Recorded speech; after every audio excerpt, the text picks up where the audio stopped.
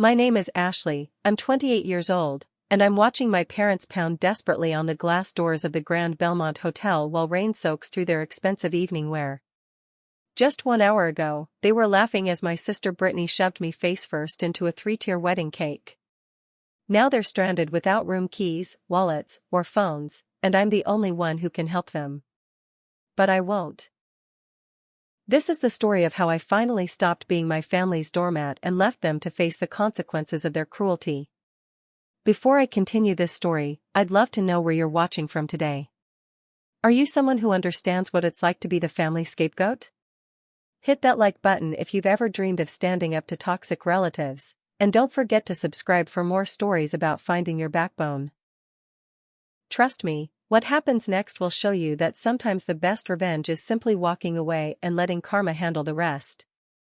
Growing up in the Harrison household meant understanding one fundamental truth: Brittany was the sun, and the rest of us were merely planets orbiting around her brilliance. My younger sister, now 26, had mastered the art of being daddy's princess and mommy's pride before she could even properly walk. With her golden blonde hair, perfectly symmetrical features, and a smile that could charm the stripes off a zebra, she was everything our parents, Robert and Linda Harrison, had dreamed of in a daughter. Then there was me, Ashley, the prototype that didn't quite meet specifications. Where Brittany was petite and delicate, I was tall and athletic. Where she giggled and flirted her way through life, I buried myself in books and worked part-time jobs to pay for my own college textbooks. The difference in how our parents treated us wasn't subtle. When Brittany got a C in high school algebra, Mom hired 3 different tutors and blamed the teacher for not understanding her unique learning style. When I graduated summa cum laude with my MBA at 24, Dad's only comment was that it was a shame I'd focused so much on career that I'd probably scared away any potential husbands. Every achievement of mine was minimized, every failure magnified, while Brittany's mediocrity was spun into gold through the alchemy of parental delusion. She dropped out of community college after 2 semesters to become an influencer, and our parents funded her lifestyle while telling me that paying for my own graduate school would build character. What they didn't know, or perhaps didn't care to notice, was that while they were polishing Brittany's crown, I was building an empire. My part-time job at a local hotel during college had evolved into a full-time position, then management, then corporate. By 27, I had become the senior events director for one of the largest luxury hotel chains in the country, overseeing operations across 12 properties. But to my family, I was still just Ashley who works at that hotel place, as if I was folding towels in a roadside motel rather than orchestrating million-dollar events for Fortune 500 companies. The dynamic shifted into overdrive when Brittany announced her engagement to Dr. James Whitfield, a prominent surgeon she'd met at a charity gala she'd crashed for Instagram content. Suddenly, our parents' entire existence revolved around planning the perfect wedding for their perfect daughter. The budget discussions happened in front of me, with my mother casually mentioning they'd need to dip into their retirement savings to give Brittany the wedding she deserved.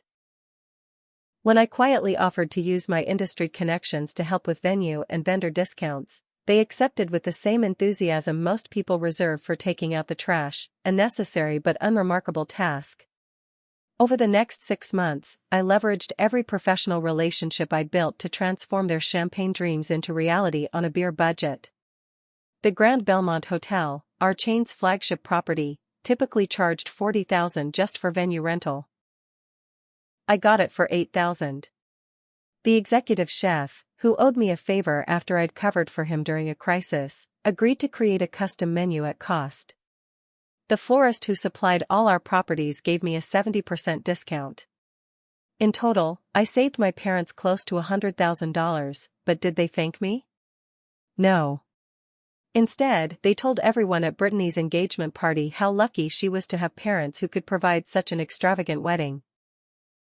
When Brittany's future in-laws complimented the venue choice, my mother actually said, "Well, we've always had connections in the hospitality industry," as if she'd ever set foot in a luxury hotel that she wasn't checking into as a guest.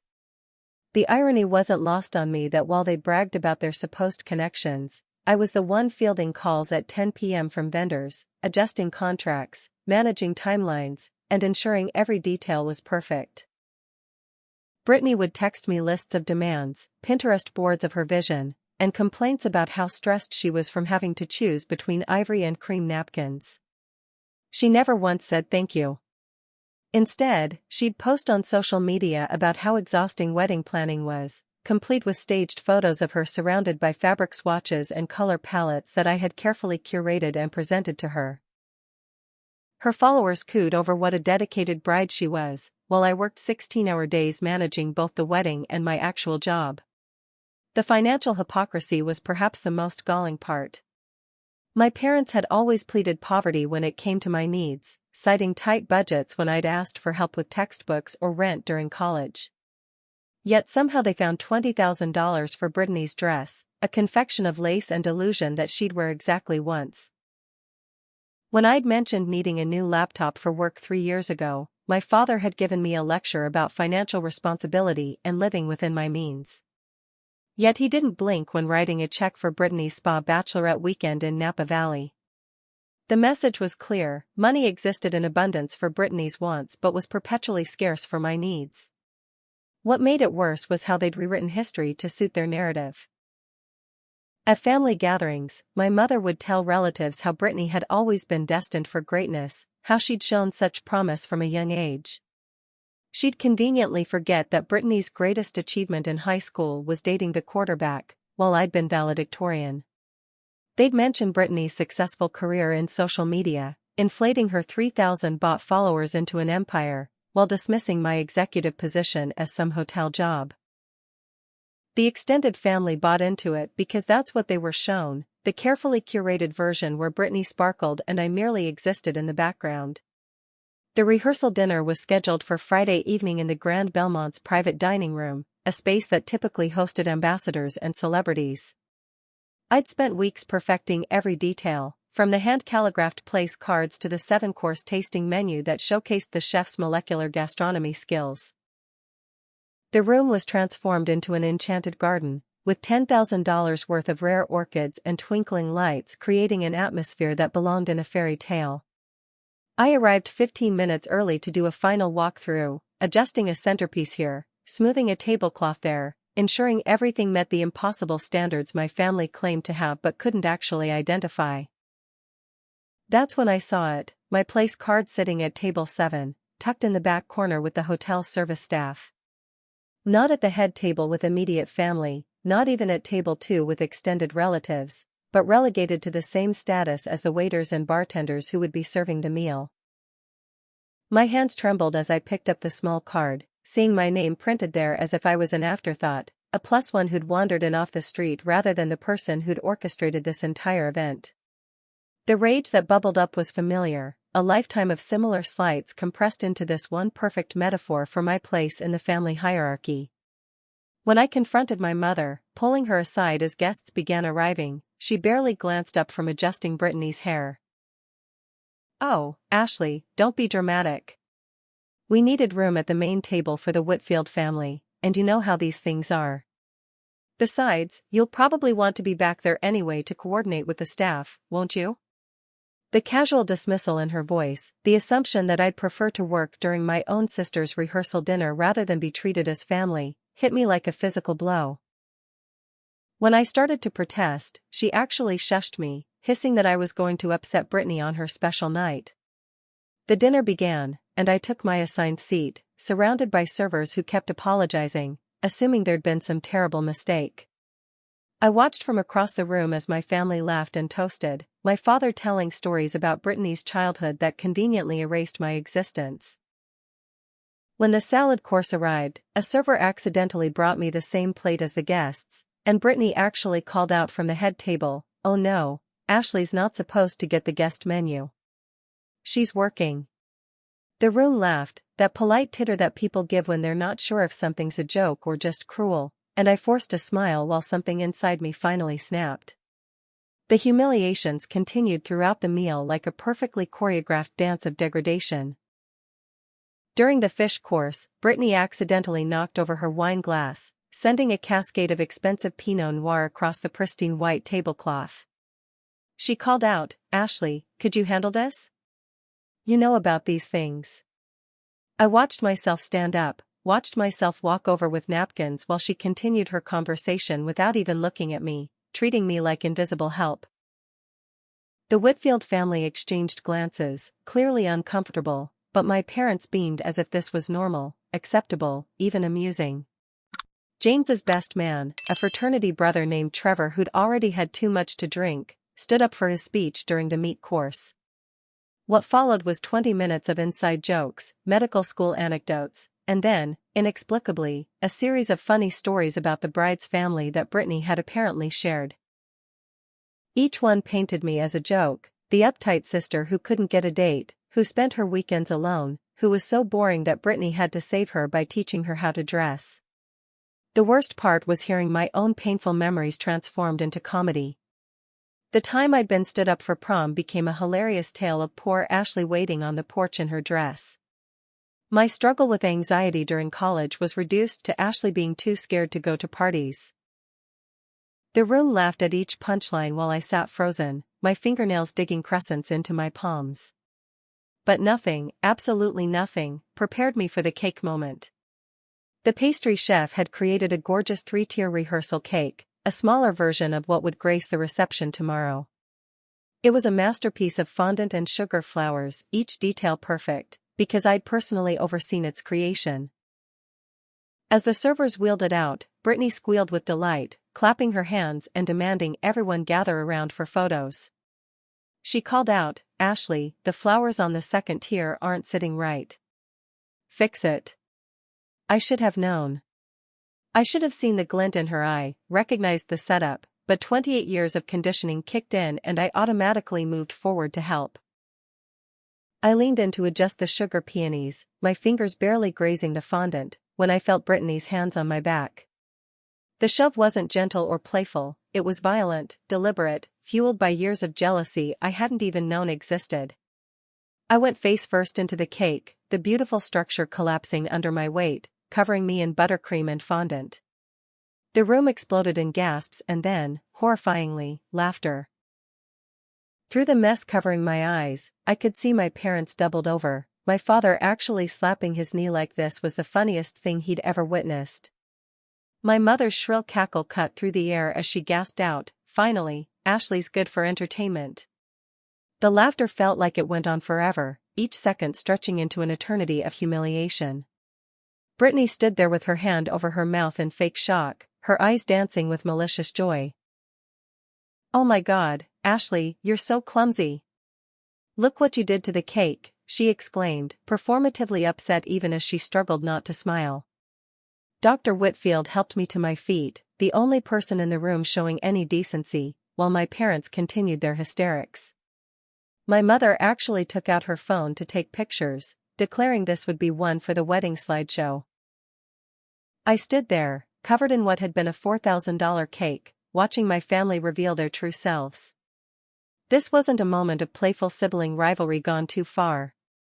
This was calculated cruelty, the culmination of years of treatment I'd normalized and excused. My professional blazer was ruined, sugar flowers stuck in my hair, mascara certainly streaming down my face, and still they laughed. The hotel staff, my colleagues, stood frozen in horror, wanting to help but unsure how to navigate this family dynamic. One of the younger servers actually had tears in her eyes, recognizing the cruelty for what it was. "I need to go clean up," I managed to say, my voice surprisingly steady despite the chaos in my chest. My mother waved dismissively, still giggling. "Oh, don't be so sensitive, Ashley. It's just a bit of fun. Hurry back, though. Someone needs to coordinate with the kitchen about tomorrow's timeline." I walked out of that room with as much dignity as I could muster, leaving wet footprints and a trail of buttercream in my wake. But I wasn't heading to the bathroom to clean up. I was heading to my office, where I had the power to show them exactly what happened when you pushed too far. My office in the executive wing of the Grand Belmont was my sanctuary, a space that reflected the professional success my family refused to acknowledge. As I closed the door behind me, still dripping with cake and humiliation, I caught my reflection in the mirror I kept behind the door. The woman staring back at me looked like a disaster, but her eyes held something new, a cold determination that had been forged in the fire of that dining room. I peeled off my ruined blazer, used the emergency outfit I kept in my closet to clean up the worst of the mess, and then sat down at my computer. It was time to show my family exactly how much power Ashley, who works at that hotel place, actually wielded. The beautiful thing about being an executive in the hospitality industry is the interconnected nature of our systems. Every reservation, every booking, every discount, every special arrangement flows through centralized databases that I had master access to. I started with the rooms. My family and the wedding party had blocked 35 rooms at a deeply discounted rate, a discount that existed only because of my position. With a few keystrokes, I canceled the entire block, immediately releasing those rooms back into the general inventory. The pharmaceutical convention happening simultaneously in our convention center had a waiting list for additional rooms, and their corporate rate was triple what my family was paying. I reassigned every single room, effective at midnight. Next came the wedding itself. The grand ballroom, the pride of our property with its soaring ceilings and crystal chandeliers, was booked for Brittany's reception at a rate that would make any venue coordinator weep. The standard rate for a Saturday night was $35,000. They were paying $6,000, thanks to my employee discount and called-in favors. I opened the contract and exercised a clause I'd purposefully included, the force majeure option that allowed for immediate cancellation in case of unforeseen circumstances. I drafted a formal notice citing inability to guarantee service standards due to client behavior, time-stamped it, and scheduled it to be delivered at exactly 9 a.m. tomorrow morning. The ballroom would be available for the tech company that had been desperately seeking a venue for their product launch. The vendor contracts were trickier but not impossible. As the authorized signatory on all wedding-related expenses, a power my parents had granted me without reading the fine print, I had the ability to modify or cancel orders. The florist's $50,000 order of rare orchids and roses became a standard package of local seasonal flowers, reducing the cost by 90%. The champagne order from France was changed to domestic sparkling wine. The 7-piece orchestra was reduced to a DJ. The 5-star catering menu became a basic buffet. Each change was documented, legitimate, and would be communicated to vendors first thing in the morning, giving them time to adjust but not enough time for my family to find alternatives. But I wasn't done with the rooms yet. My family, in their arrogance, had left everything in their suites to attend the dinner. Wallets, phones, medications, even their car keys were sitting behind doors they'd soon be unable to access. I pulled up our security system and implemented a property-wide lock reset, a security protocol we used when there was suspected theft or fraud.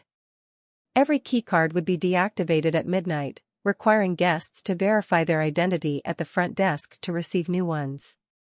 Of course, with their identification locked in their rooms and their names mysteriously vanishing from our reservation system, that would prove difficult. I then turned my attention to the financial aspects. My corporate credit card had been used to guarantee all wedding expenses, with the understanding that my parents would reimburse me. That arrangement existed only in verbal promises and family trust, nothing legally binding.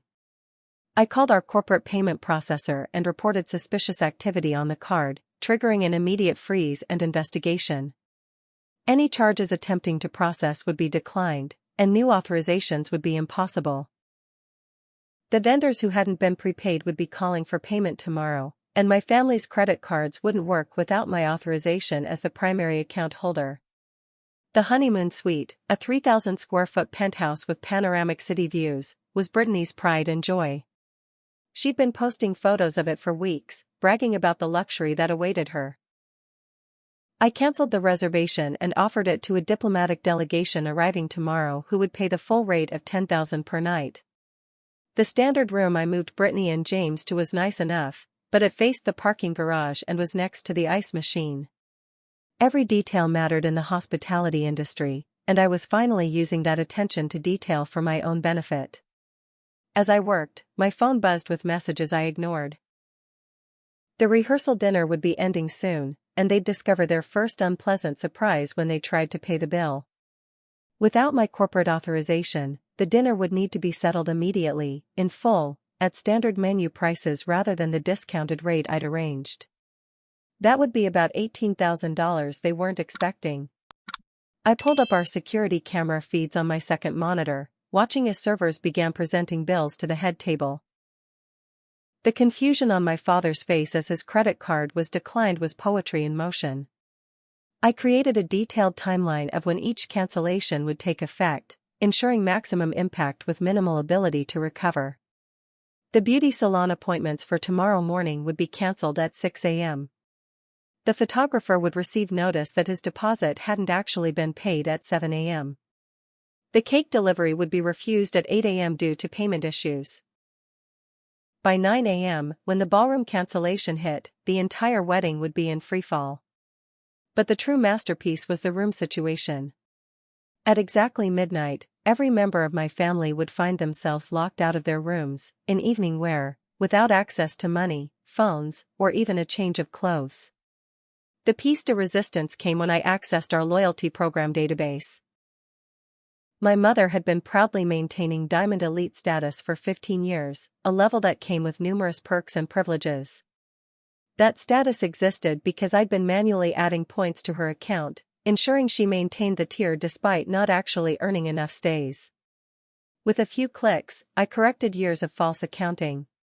Her status dropped from Diamond Elite to Basic Member, effective immediately. The complimentary upgrades, late checkouts, and VIP treatment she'd grown accustomed to vanished like morning mist. For James's family, I took a different approach.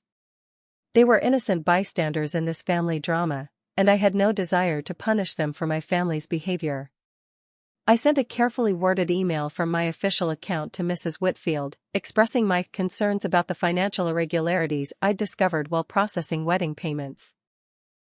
I attached documentation showing the massive discounts that had been presented as full payments, the creative accounting my parents had used to appear wealthier than they were, and a professional assessment that the contracted services significantly exceeded the Harrison family's ability to pay. It was all true, all professional, and would absolutely terrify a family as conscious of reputation as the Whitfields. As the clock approached 11:30 p.m., I made my final moves. I contacted the valet service and had all the Harrison vehicles moved to our long-term parking facility, a lot that required payment before exit and was a 15-minute shuttle ride from the hotel. I removed their names from every VIP list, every priority queue, every system that recognized them as anything other than standard guests. Then I drafted resignation letters for every favor I'd called in, every connection I'd leveraged, explaining that I could no longer in good conscience use my professional position to support individuals who had demonstrated such lack of respect for hospitality workers. The last thing I did was perhaps the most symbolic. In our employee recognition system, there was a note attached to my file that designated the Harrison family as VIP relations, which entitled them to special treatment. I deleted it and replaced it with a new designation: standard guests, no exceptions, no discounts. After 28 years of being treated as less than family, I was finally making it official. They weren't my VIPs anymore.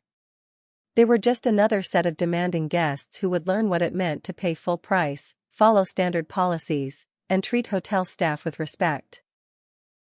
As midnight struck and I watched the first confused guests returning from the rehearsal dinner, I felt a weight lift from my shoulders. Tomorrow would bring chaos, accusations, and probably the end of what passed for our family relationship. But tonight, for the first time in my life, I'd stood up for myself in a language they'd understand: power, money, and consequences. They'd pushed me into that cake thinking I was powerless to push back. They were about to learn how wrong they were. At exactly 12:03 a.m., the first signs of chaos erupted in the Grand Belmont's marble lobby. Through the security monitors in my office, I watched as my parents approached their penthouse elevator, keycards in hand, still laughing about something from dinner. The red light on the card reader blinked mockingly as my father swiped once, twice, then with increasing frustration, a dozen times. My mother tried her card with the same result, her perfectly made-up face beginning to crack with annoyance. They retreated to the front desk, where night manager Kevin, whom I'd personally briefed on the security situation, maintained his professional composure while explaining that their keycards had been deactivated as part of a property-wide security protocol. The scene that followed was everything I'd imagined and more.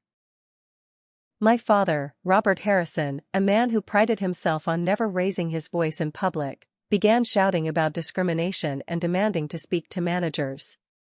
My mother clutched her pearls, literally, while insisting there must be some mistake because they were VIP guests with connections to senior management. Kevin, bless his professionalism, calmly requested identification to issue new keycards. The dawning horror on their faces when they realized everything was locked in their room was cinematic. No ID, no way to verify their reservation, which had mysteriously vanished from our system anyway, meant no new keycards. Brittany's entrance 15 minutes later elevated the drama to operatic levels. Still in her designer rehearsal dress, now stained with wine from her earlier accident, she stormed through the lobby like a tornado in Louboutin heels. "This is unacceptable," she screeched, her carefully modulated influencer voice cracking. "I'm getting married here tomorrow. I'm the bride. Someone fix this immediately." The night staff, well-trained in dealing with difficult guests, remained politely unhelpful. Without identification or a valid reservation, their hands were tied. Dr. James Whitfield stood beside her, his expression cycling between embarrassment and growing concern as he began to piece together that something was seriously wrong. The Whitfield family arrived in the middle of this meltdown, returning from a nightcap at the hotel bar to find their future in-laws in full catastrophe mode. Mrs. Whitfield, a woman who served on hospital boards and charity committees, took in the scene with calculating eyes. The email I'd sent had clearly been read and absorbed. She whispered something to her husband, and they began backing away from the chaos, but not before Brittany grabbed Mrs. Whitfield's arm, begging her to make them understand who we are. The older woman's response was ice-cold courtesy. "I think, dear, that's becoming quite clear." By 12:45 a.m., the full scope of their predicament had set in. No rooms, no access to money or cards, no way to get their cars without paying hundreds in parking fees they couldn't access. My father attempted to call me, borrowing a phone from an increasingly uncomfortable James, but I'd blocked their numbers hours ago. They tried calling other relatives, but who answers unknown numbers at 1 a.m? The hotel security, following standard protocol for non-guests causing disturbances, politely but firmly suggested they relocate to the public seating area while they sorted things out. The public seating area of the Grand Belmont was designed for brief waits, not overnight stays. The elegant but deliberately uncomfortable chairs were meant to encourage movement to rooms or restaurants, not camping out. I watched my family huddle together on a single couch, my mother's elaborate updo wilting, my father's bow tie undone, Brittany's mascara running in tracks down her cheeks. The other wedding guests who encountered them in the lobby quickly hurried past, embarrassed by the fall from grace playing out in real time. Several took discreet photos, and I knew by morning, the social media gossip would be spreading like wildfire. Around 2 a.m., they discovered the parking situation. James had offered to drive them to another hotel, a generous gesture considering the circumstances, but his keys were also locked in his room. When my father trudged to the valet station, he learned about the long-term lot transfer. The overnight valet attendant, following policy, explained that vehicle retrieval required payment of the accumulated fees and a shuttle that only ran every hour after midnight. Without credit cards, they were stuck. The sight of Robert Harrison, the man who'd lectured me about financial responsibility while funding Brittany's every whim, begging a valet attendant to make an exception was pure karma. The hotel restaurant closed at 2 a.m., but the bar remained open until 3. They migrated there, hoping to charge drinks to their room before remembering they no longer had rooms. James magnanimously offered to buy a round, but his own cards were locked in his room safe. They sat at the bar, nursing glasses of water, while other late-night guests observed the bedraggled wedding party with curiosity and second-hand embarrassment. Brittany made the mistake of approaching a group of business travelers, trying to borrow a phone to call her assistant. When they asked what company she worked for, her mumbled response about being an influencer earned barely concealed smirks. The security footage from 3:30 a.m. showed them attempting to sleep in the lobby. My mother stretched out on a couch while my father sat guard in a chair, fighting to stay awake. Brittany had claimed an armchair, her designer shoes kicked off, her feet tucked under her like a child. The night security guard gently informed them that sleeping in the lobby was against hotel policy. They'd need to either check into a room or leave the property. The irony of being homeless in a hotel where they'd supposedly had connections wasn't lost on anyone watching. When the security guard suggested the 24-hour diner down the street as a place to wait until morning, my mother actually began to cry. At 4 a.m., the rain started.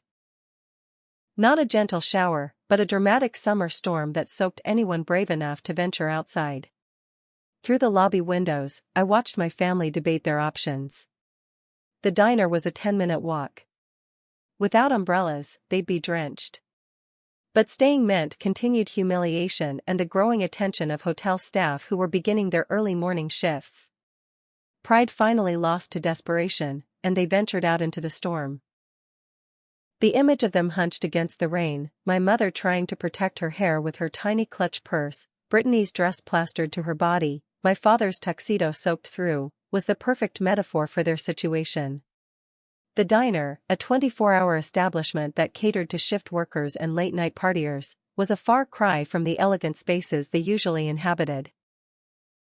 They commandeered a corner booth, dripping and miserable, and ordered coffee with the few crumpled bills my father found in his tuxedo pocket.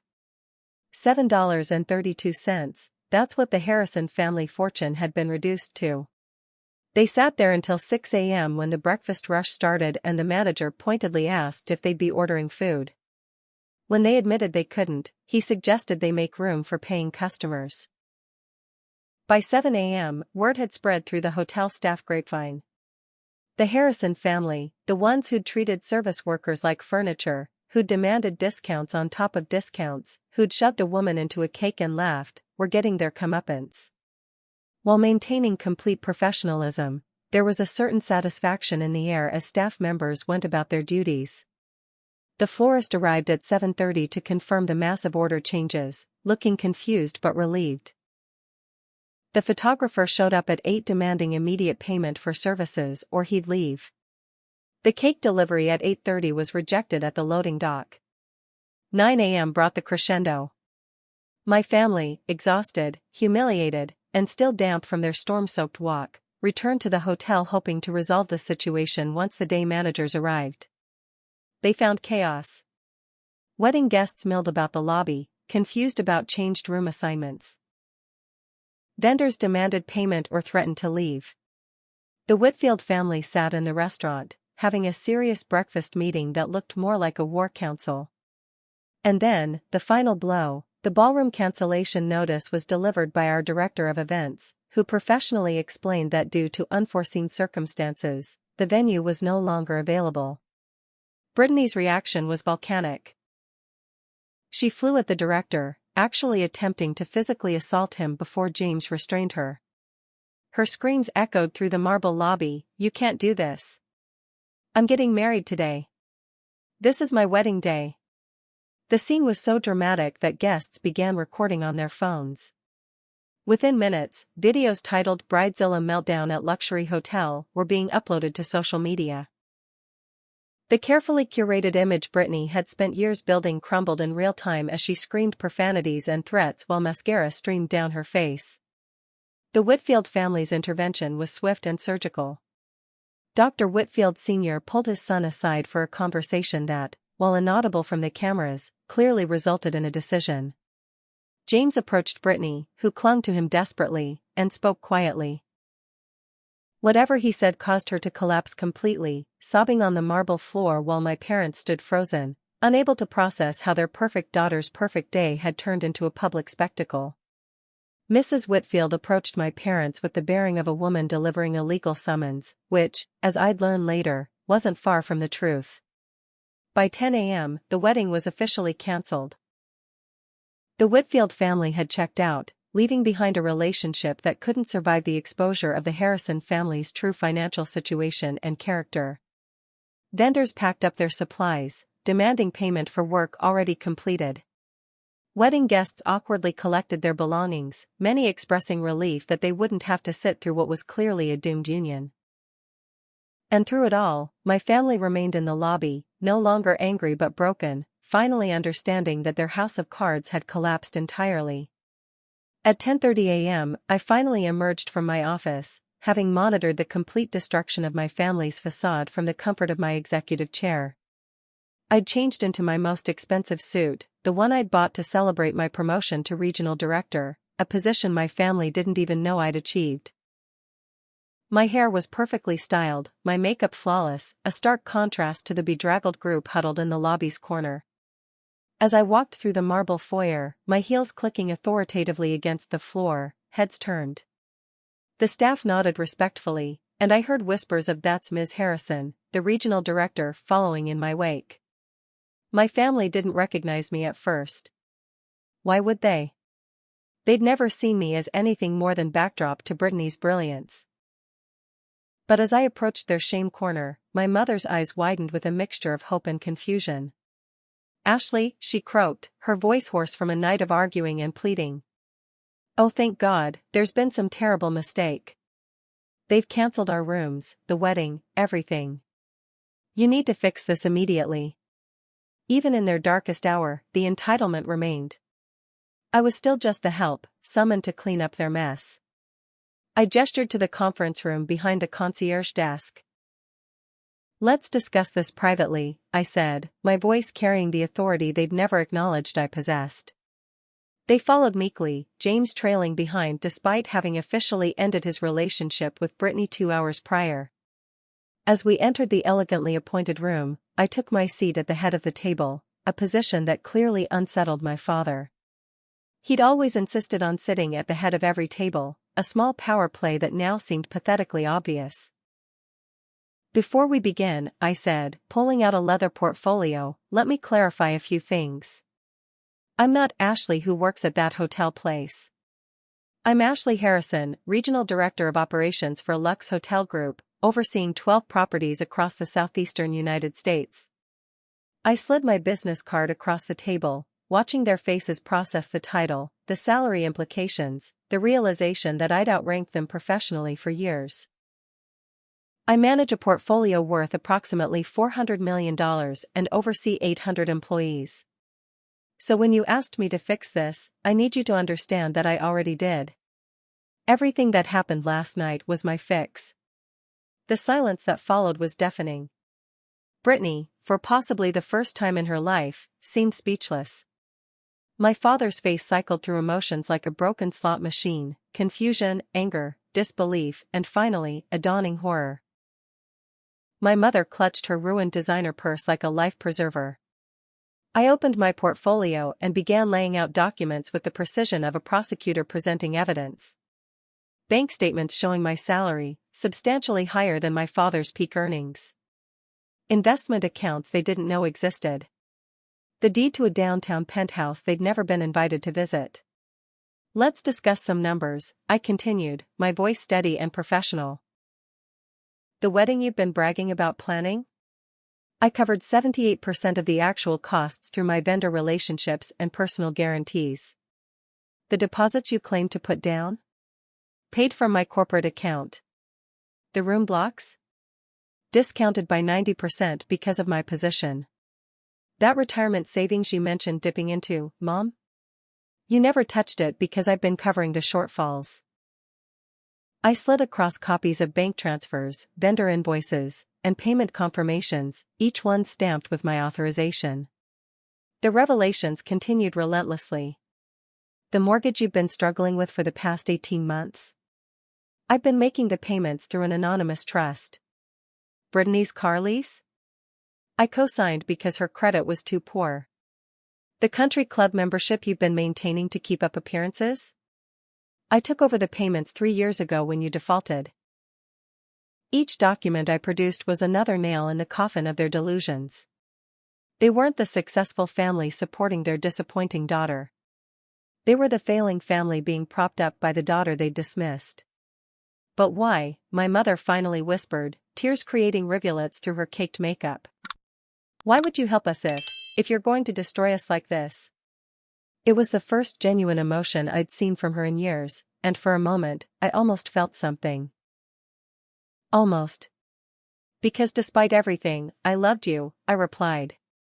I kept hoping that one day you'd see me, actually see me, and realize I was worth as much as Brittany. I thought if I just achieved enough, helped enough, sacrificed enough, I'd finally earn my place at the family table. Not the service table, the family table. Brittany, finding her voice, launched into her familiar pattern of deflection. This is all your fault.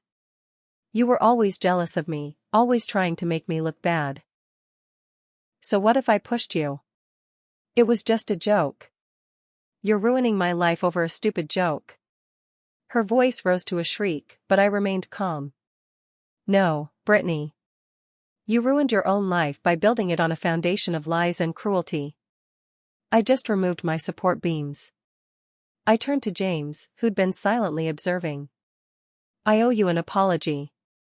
You deserve to know the truth about what you were marrying into before it reached this point. He shook his head slowly. My mother forwarded your email last night. The financial irregularities were concerning, but watching how your family treated you, seeing the dynamic in action, that's what ended it. No amount of money could make me join a family that thinks cruelty is entertainment. He stood to leave, pausing at the door.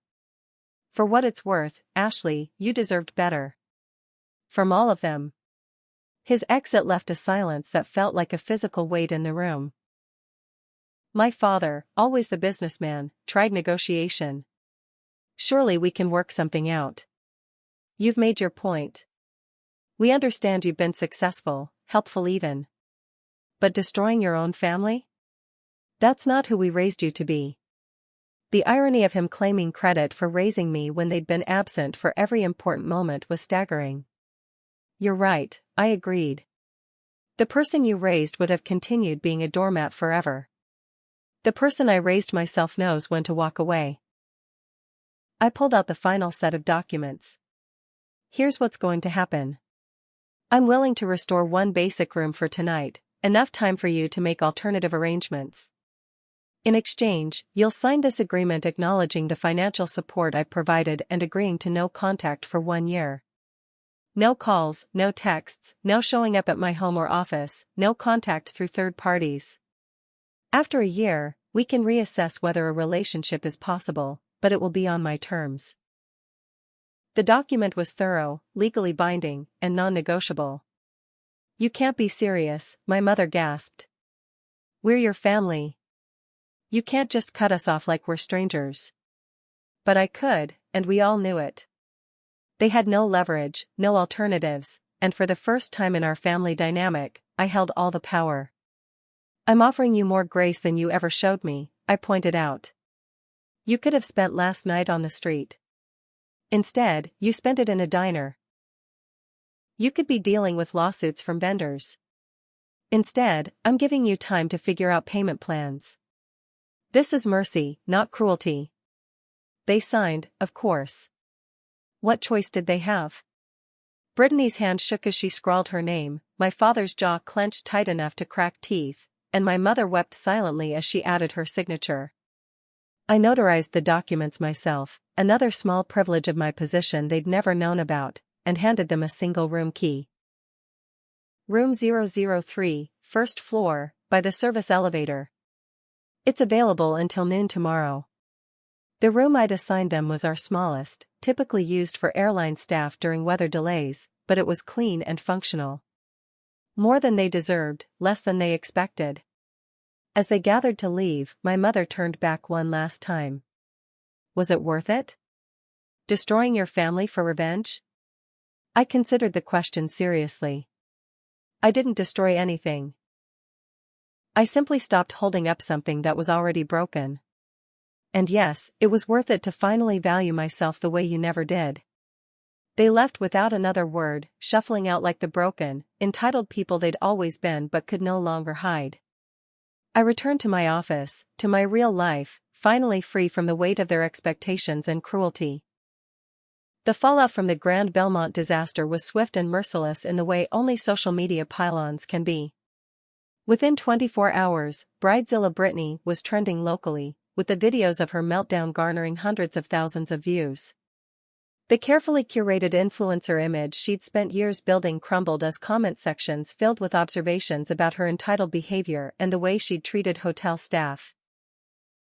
Her follower count plummeted from 3,000 to 800 in a week, with most of the remaining being bots she'd paid for.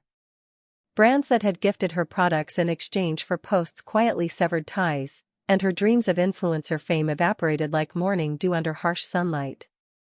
My parents discovered that their social circle was more fragile than they'd imagined. The country club friends who'd attended elegant dinners and charity galas began declining invitations, suddenly too busy to maintain friendships with people who could no longer afford the lifestyle. The story of the wedding catastrophe spread through their social network with embellishments that grew with each telling. By the time it reached the ears of their church congregation, it had morphed into a tale of financial fraud and family dysfunction that made them pariahs in the very communities they'd worked so hard to impress. The financial reckoning was brutal. Without my invisible support, the house of cards collapsed entirely. The mortgage I'd been secretly paying came due, and they couldn't qualify for refinancing with their actual income. The country club membership lapsed, the luxury car leases demanded payment, and the credit cards they'd maxed out expecting wedding gifts to cover the bills began their collection calls. My father, who'd spent 40 years in middle management while pretending to be an executive, found himself taking freelance consulting work just to keep the lights on. My mother, who hadn't worked since Brittany was born, discovered that her experience as a social butterfly didn't translate to marketable skills. Brittany's situation was perhaps the most pathetic. Without James's surgeon's salary to aspire to and her influencer dreams crushed, she was forced to face reality for the first time in her 26 years. The friend group that had orbited around her because of her perceived status disappeared once the free drinks and exclusive event invitations dried up. She moved back into our parents' increasingly shabby home, taking a retail job at the mall where she'd once shopped with abandon. The irony of her folding clothes for women who'd attended her failed wedding wasn't lost on anyone who recognized her. Meanwhile, my life flourished in ways I'd never allowed myself to imagine. The promotion to regional director came with responsibilities I embraced, traveling to properties across the Southeast, implementing new training programs that emphasized respect for all staff members. I became known for my zero-tolerance policy on guest abuse of employees, inspired by my own experiences. The industry publications that featured my work always mentioned my innovative approach to hospitality, though they never knew the personal history that informed it. Christopher entered my life 6 months after the wedding disaster, though entered might be too gentle a word for how he crashed through my carefully constructed walls. We met at a hospitality technology conference where he was presenting new property management software. He approached me after my keynote speech about employee empowerment, curious about my perspectives on workplace dignity. Coffee turned into dinner, dinner turned into weekly dates, and before I knew it, I was in a relationship with someone who saw me first, last, and always.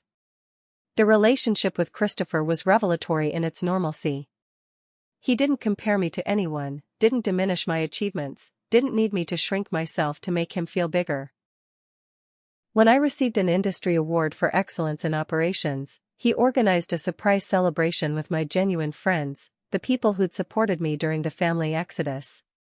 When I had bad days, haunted by ghost memories of cake and laughter, he listened without judgment and reminded me that choosing myself wasn't selfish, it was necessary. The attempts to break the no-contact agreement started around month 3. First came the flying monkeys, distant relatives who suddenly remembered my existence and reached out with casual invitations that quickly turned to guilt trips. "Your mother's health," they'd say vaguely. "Your father's struggling," they'd hint. But I'd learned to recognize manipulation in all its forms, and I held firm. The relatives who truly cared about me understood and respected my boundaries. The ones who didn't revealed themselves as extensions of the toxic system I'd escaped. Brittany tried a different approach, posting tearful videos about family estrangement and sibling abuse, painting herself as the victim of a jealous sister's vindictive campaign. The comments weren't kind. People who'd seen the original wedding meltdown videos connected the dots, and her victim narrative fell apart under scrutiny. She accused me of ruining her life, conveniently forgetting that I'd simply stopped enabling the fiction she'd been living.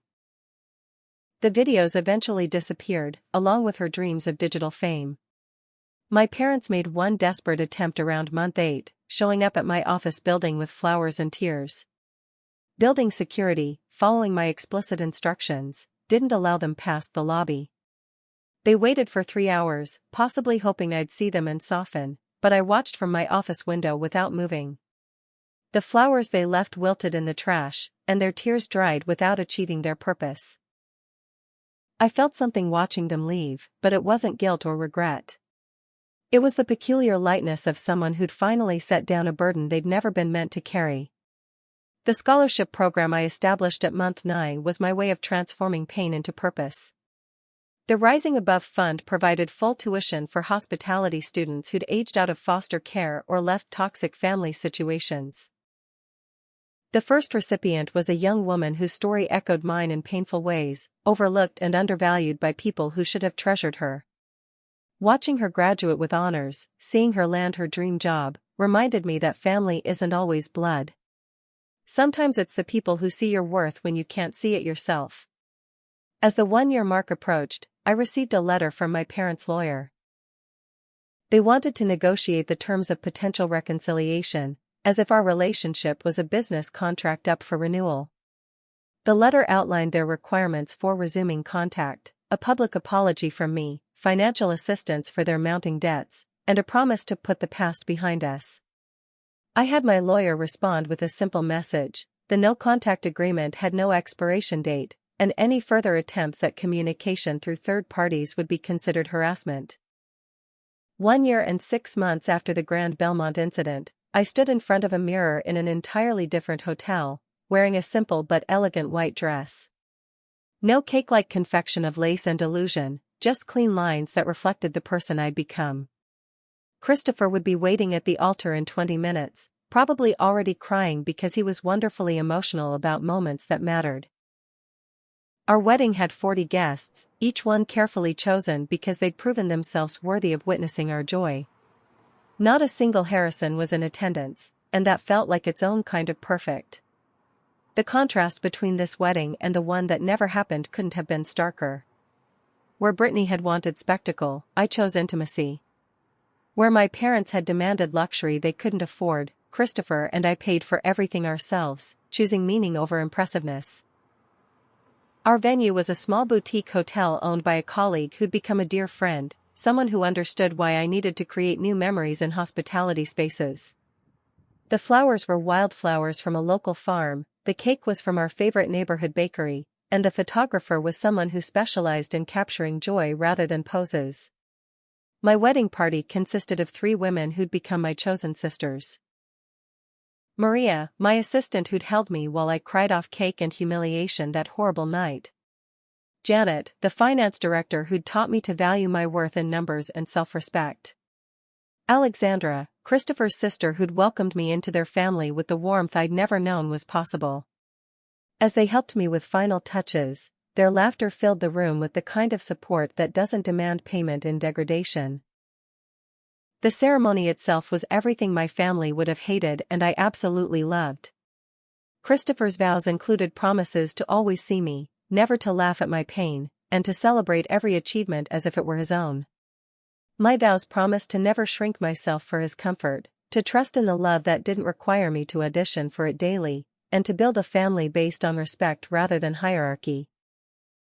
When we kissed, sealing our commitment, I heard Maria whisper, "That's our girl," and knew she meant it in ways my biological family never had. The reception featured something that would have horrified my mother, a dessert table instead of a traditional cake. We'd included a small cutting cake for tradition, but the real star was an array of desserts that guests could choose from, each representing a different chapter of our story. There was no shoving, no laughter at anyone's expense, just joy shared equally among people who understood that love multiplied when divided fairly. Christopher and I fed each other cake with the tenderness that comes from knowing how it feels to be pushed too far. During the toasts, Alexandra stood and spoke about families of choice. Some of us are lucky enough to be born into families that treasure us, she said, looking directly at me. Others have to find their way to families that recognize their worth. Ashley didn't just join our family, she showed us new ways to love and support each other. She taught us that strength isn't about enduring cruelty, it's about knowing when to demand better. There wasn't a dry eye in the room, including mine, but these were tears of recognition, not pain. The universe has a sense of humor, because halfway through our reception, the hotel manager approached with an awkward expression. Apparently, 3 people claiming to be family had tried to enter the venue, insisting they were invited. Security had followed protocol, checking them against the guest list, and finding no Harrisons listed, had politely refused entry.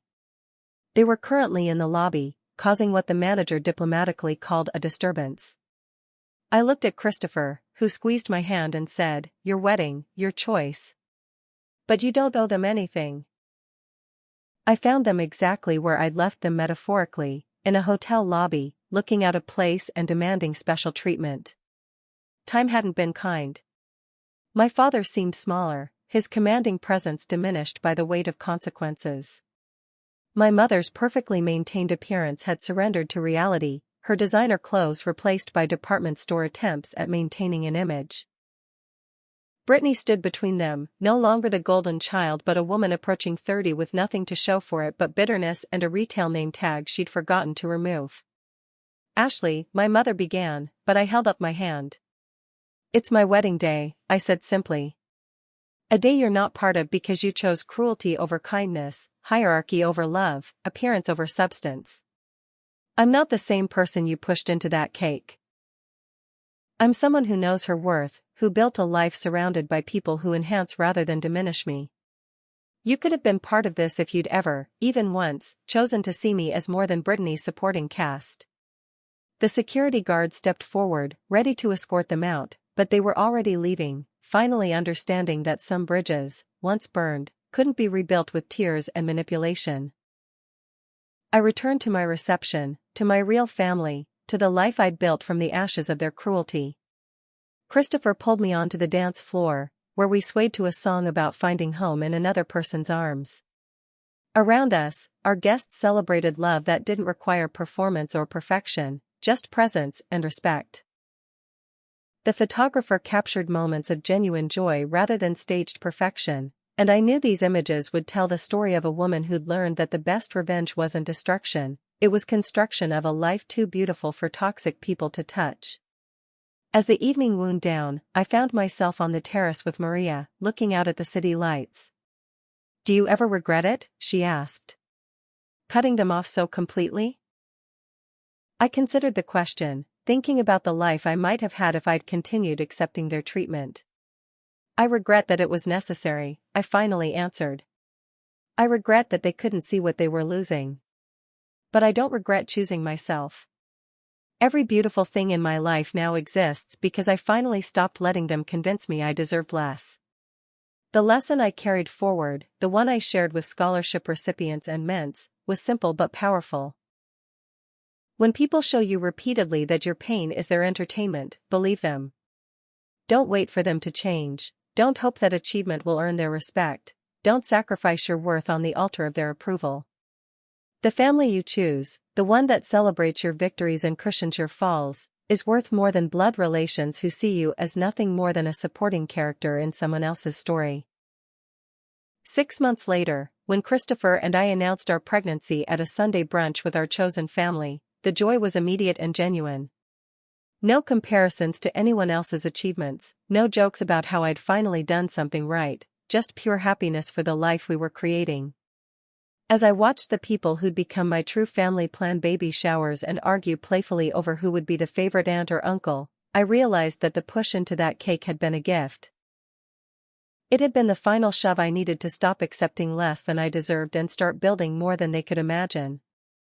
My child would grow up in a home where achievement was celebrated but not required for love, where mistakes were met with support rather than mockery, where being yourself was the only expectation. They'd have grandparents who chose to be present rather than those who'd failed to see the gift they'd been given. They'd understand that family was about showing up, speaking up, and lifting up, not about hierarchies and golden children and acceptable cruelty disguised as humor. They'd know their worth from the first breath they took, something I'd had to learn through pain but they'd inherit as birthright. The story of the Grand Belmont would become family legend, told not with bitterness but as a reminder that sometimes the most loving thing you can do is walk away. That revenge served cold isn't nearly as satisfying as success served daily to people who appreciate it. That pushing someone too far might just push them into becoming someone magnificent, someone who refuses to be pushed again. And that sometimes, when parents laugh as siblings shove, the best response is to leave them standing outside in the rain, locked out of a life they never deserved to be part of in the first place. In the end, I learned that family isn't about blood or obligation or enduring cruelty for the sake of connection. It's about choosing each other daily, celebrating growth rather than demanding perfection, and understanding that love shouldn't require you to make yourself smaller to receive it. The family I was born into taught me what I didn't want. The family I chose taught me what I deserved. And the family Christopher and I were building would know nothing but the second kind of love, the kind that multiplies rather than divides, that builds rather than breaks. Looking back, I could almost thank them for that push. Almost. Because while I wouldn't wish that pain on anyone, I couldn't deny that it had been the catalyst for everything beautiful that followed. Sometimes you need to fall face first into destruction to realize you deserve construction. Sometimes you need to be locked out to understand you hold the keys. And sometimes, you need your family to show you their worst before you can find your way to the best. The Grand Belmont had been the scene of my humiliation, but it had also been the birthplace of my liberation. And that made every moment of pain worth the lifetime of joy that followed. So here's what I want to leave you with, especially if you're watching this while sitting at your own metaphorical service table, wondering if you'll ever be good enough for the people who should love you most. You already are. Your worth doesn't depend on their recognition. Your value doesn't decrease because they can't see it. And if they push you into a cake and laugh, if they treat your pain as entertainment, if they consistently show you that your place in their life is conditional and small, then maybe it's time to show them what happens when you stop showing up to be pushed. Because the life waiting for you on the other side of that decision, the one filled with people who see and celebrate exactly who you are, is worth more than a seat at a table where you're only welcome as long as you're willing to be less than. Choose yourself. Choose better. Choose the life where you're the main character, not the comic relief. I promise you, it's a story worth writing. Now I'd love to hear from you. Have you ever had to cut off toxic family members? How did you find the strength to choose yourself? Share your stories in the comments below, because sometimes knowing we're not alone in these experiences makes all the difference. If this story resonated with you, please hit that like button and share it with someone who might need to hear that their worth isn't determined by their family's recognition. Don't forget to subscribe and ring the notification bell so you don't miss more stories about overcoming family dysfunction and building the life you deserve. Thank you for spending this time with me, for witnessing my journey from pushed to powerful. May you find the courage to stop accepting less than you deserve and the wisdom to know that walking away isn't giving up, it's growing up. Until next time, remember. The best revenge is a life well lived, surrounded by people who never make you question your worth.